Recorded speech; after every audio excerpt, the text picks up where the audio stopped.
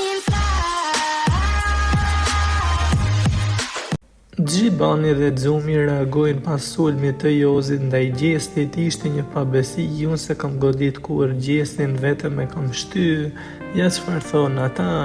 Sulmi i Jozit ndaj Gjestit ishte i paprecedent në gjithë historinë e Big Brother VIP-it, të cilën nuk ishte ndodhur që në largim një banor të godiste një tjetër. Duket se ndaj Jozit janë marrë masa të menjëhershme, teksa janë shpërndarë edhe pamje të shoqërimit të tij në polici, teksa tashmë rrezikon deri në 2 vite burg, ndërka që nga ana tjetër rrjeti po zihen jashtë, teksa të shumt kanë qenë komentuesit të cilët kanë shkuar edhe në drejtim të Gjibanit, por edhe Xumit, të cilët ishin kundërshtar të Gjestit brenda shtëpisë, por më tepër ndaj Gjibanit, i cili ishte i pari që e goditi Gjestin në fytyrë, edhe pse shkalla e goditjes ishte shumë e vogël.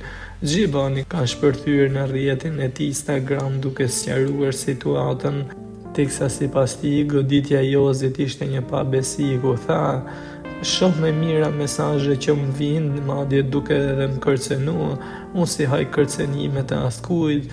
Ajo që bëri sot Jozi ndaj Gjestit ishte një pabesi, unë se kam godit kur Gjestin, më ka prek në hundë dhe vetëm e kam shty. Por asnjëherë nuk e kam godit me aq fuqi sa kam pasur. Kjo është e paprecedent. Duhet të dënohet Jozi, për ju që më kërcenoni ta dini se nuk i ha fare. Madje dhe ju fansat që ndoshta më keni follow vetëm për atë që i bëra Gjestit atëherë, nuk ju dua fare." Është shprehur Gjibani mllefosur.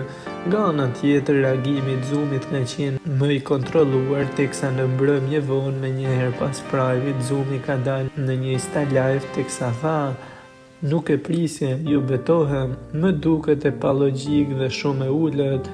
Në këto momente jam me familjarët e Gjestit dhe duhet ju qëndroj pranë.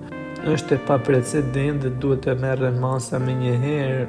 Gjithmonë duhet të kenë vend për fjalën dhe dhuna është e patolerueshme, por edhe diçka të fundit, edhe sjellja e Rëzanës, e cila i nxiti dhe më pas nuk ndërhyu fare. Kur Jozi e goditi, më duket po aq fajtore sa edhe autori i krimit.